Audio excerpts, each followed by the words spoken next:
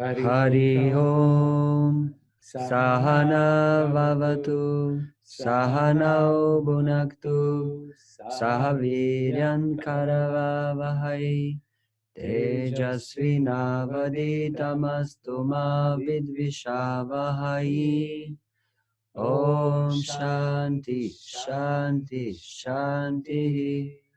Om Jaya Shri Krishna Chaitanya Prabhu Nityananda Shri Advaita Gadadara Srivasadi Gaura Bhakta Vrinda. Hare Krishna Krishna Krishna Hare Hare, Hare Rama Rama Rama Hare Hare. So, the previous times we were speaking about contaminations in the heart, the anarthas in the heart, and how they are the main reason that the devotee cannot situate himself firmly on the path of bhakti, devotional service. And we were speaking that the main problem are the offenses against the holy name. This is what creates really, this is really a stumbling block on our advancement in bhakti. And the previous time, the last time, we were discussing when we are situated firmly in devotional service, then major anarthas are destroyed, as well as some other obstacles are also destroyed. For example, one does not feel sleepy when he is chanting on hearing about Krishna, or while he is chanting his rounds, one is not speaking about mundane subject matters. Also, the heart of the devotee predominantly becomes free from things like greed, lust, anger, qualities which are not favorable for our advancement of bhakti. And then we spoke that there are two kinds of nishta, or steady faith, steadiness in devotional service. One is nishta in the main activities of bhakti, as hearing and chanting. The devotee is very firmly situated in these main activities of the practice of bhakti. Then the second kind of nishta is devotee is steady in showing favorable qualities, like, for example, he is compassionate, he is meek, he is humble, he is tolerant, and so on and so on.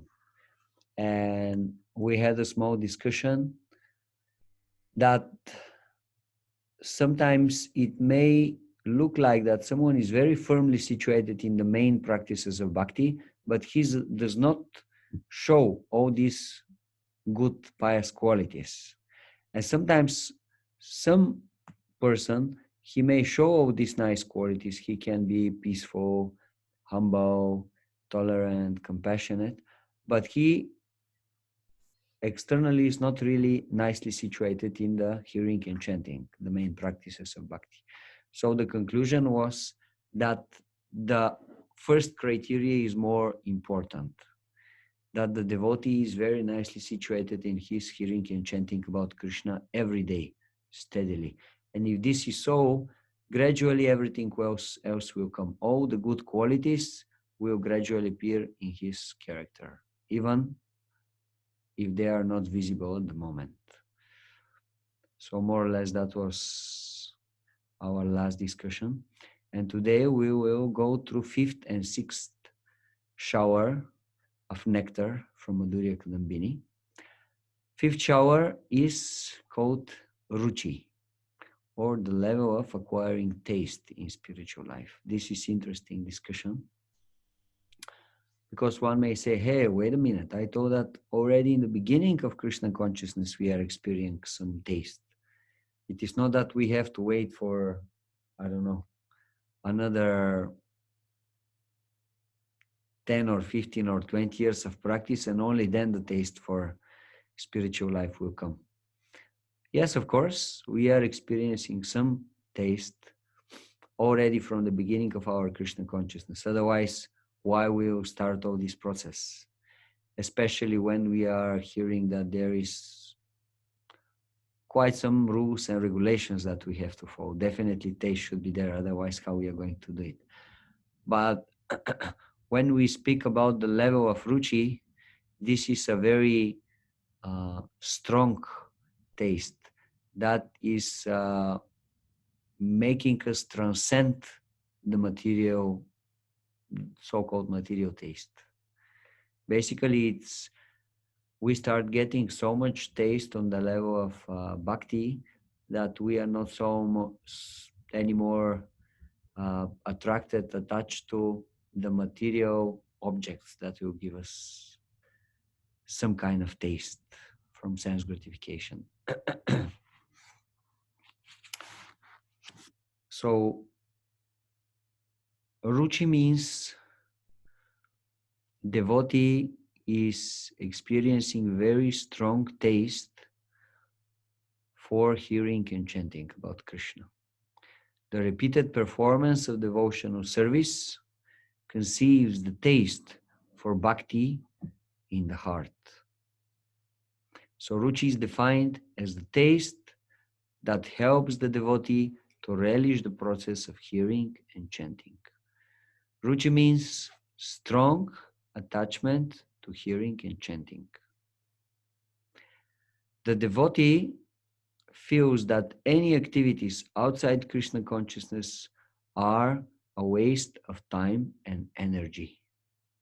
So much intense becomes this nectar, this happiness, the taste that we are getting from performing devotional service, from chanting the holy name of Krishna, hearing the pastimes of Krishna, that we gradually start considering everything else waste of time and energy. This is the definition of taste, ruchi. Sri Vishwanath Chakravarti Thakur is explaining that there are two levels of ruchi, and we are going to speak about them. Just before that, we will give two examples how exactly this ruchi works. For examples, for the first example that is given in Madhurya Kadambini is about a young Brahmana student who is studying the scriptures in the beginning just as a duty.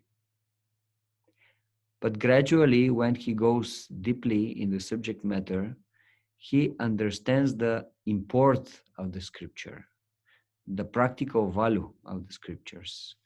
And then his study becomes more or less spontaneous, and it's not anymore a burden for him. So basically, the idea is that when the devotee starts acquiring this strong taste from the devotional practice, devotional activities, devotional service, he does not perceive devotional service as a burden. Sometimes we accept our devotional practice a little bit as a burden. Sometimes we are in a very good mood, and sometimes we are very energetic, and sometimes we are able to chant nicely, and then we are acquiring some taste, and we feel, okay, that's it, spiritual life is such a nice thing. Next moment, it's not like that. And on this level, steadily the devotee acquiring such a interest and taste from the practices of devotional service that he doesn't feel that Krishna consciousness is burden anymore. Rather, it's like very enjoyable activity. To some extent, we can say Krishna consciousness becomes like a hobby, something that devotee really is looking forward to do when he has time. Not that it's a hobby, that it's something outside of his real lifestyle, but a hobby in a sense that it's something really enjoyable that he really likes to do. The second example that is given in Madhurya Kadambini is about same example that we know from Nectar of Instruction. A man suffering from jaundice,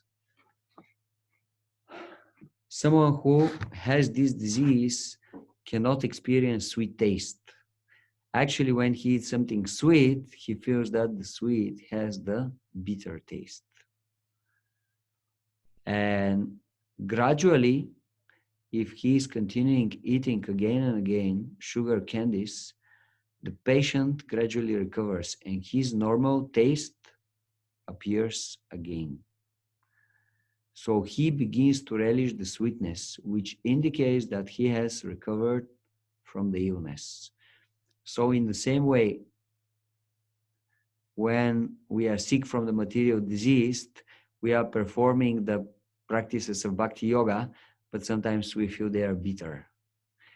When we come to the level of ruchi, then we will start really experiencing the sweet taste of Krishna consciousness. And then this is the indication that we are getting cured. Gradually we are getting rid from the normal taste. Get back to normal taste. We're getting the normal the abnormal material contaminations, material ignorance. Perverted taste. Yes.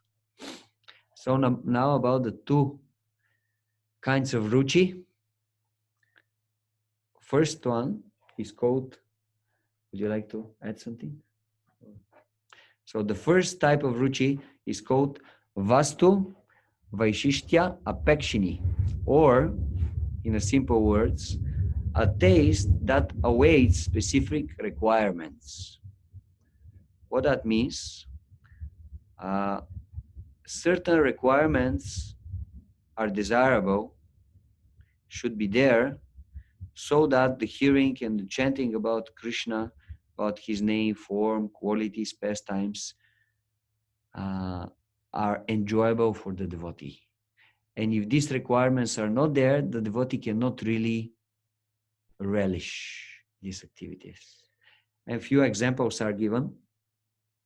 Like, for example, during kirtan or bhajan, taste of the devotee is very much dependent on accurate beat, rhythm, the sweet and appropriate melody, and so on and so on.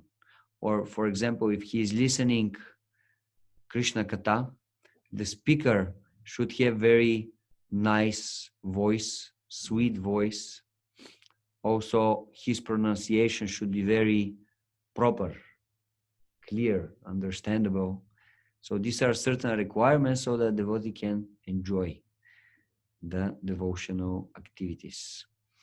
Or during the worshipping of the deity, one is dependent on such conditions as sanctity of the place, punctuality, sincere priest, and beautiful flower arrangements. If these are not there, the devotee cannot completely relish this activity, the worship of the deity. So these things should be there, and then he can really experience the taste from activities of bhakti. Now, Vishwanath Chakravarti Thakur is raising a question. We may ask the question that if a man is truly starving, does he care about the quality or variety of food he is offered to eat? If he does impose such conditions, then his appetite is lacking. So the first type of ruchi is similar in character to this seemingly hungry person. So basically that means that this kind of devotee, he has already some taste, and it's quite strong taste, because he would prefer devotional activities in front of material activities. But his taste is not completely developed. That's why still some requirements are needed. Now the second kind of ruchi is called Vastu Vaishishtya Anapekshini, or a taste which is not conditioned by any extra requirements. Pure taste, we could say. Devotee who possesses the second type of ruchi hears and chants in a very steady manner, anyway, anywhere, at any time. And if the attractive embellishments are added to the practices such as hearing and chanting, ruchi becomes even stronger and uproots the last vestiges of bad qualities from the heart. So basically, in the case of such a devotee, his taste is so strong to the essential thing of the practice of bhakti that no matter what's going on, he will relish the devotional activities. Maybe the singer will sing not very well. Maybe he won't have the best voice. Maybe he won't be expert musician. But just the knowledge that this devotee has, that this is the holy name of Krishna, and the taste that he is getting from these activities, it's enough. He'll just stay there and enjoy these activities. We can remind ourselves the example from the life of Bhaktisiddhanta Maharaj, that sometimes he was asking devotees from Gaudiya Math to lead the kirtan, which were actually not good singers. They were singing falsely. They were not singing very nicely. And sometimes his disciples, they ask him, why we have such a nice singers? Why you are asking these devotees to lead kirtan? And the answer of Bhaktisiddhanta Maharaj was, because I want you to listen the holy name, not the nice melody. So Bhaktisiddhanta Maharaj, he was really pushing in this direction that devotees, they should go to the essence, to be attracted by holy name of Krishna, by the pastimes of Krishna, no matter if these external embellishments and requirements are there or not. And if they are there, then the devotee is getting even more happiness, even more taste from the practice of devotional service. So these are the two kinds of ruchi. In the first one, devotee is conditioned from certain requirements in the practice of devotional service. In the second one, devotee is so much attracted by the devotional service that he will anyway dive deeply into it. And if nice atmosphere is there, if a nice worship is there, nice kirtan, melodious is there, he will dive even more deeply in this situation. May I ask a question, Prabhu? Yes. So how can it be that you have this the unconditional taste? Can it be for some aspects of devotional service but not others, or is it that it in general for everything? It will be in general, but of course in the case of the specific devotee, he will be attracted mainly to certain activities in devotional service. But generally, he will be attracted from devotional service as a whole. So basically, once a devotee has this taste of ruchi coming from devotional service, he'll be happy to do every activity for Krishna. But to some of the activities, he'll be extra spontaneously attracted. Like, for example, some devotee may be engaged in making kirtan for Krishna, or he may be engaged in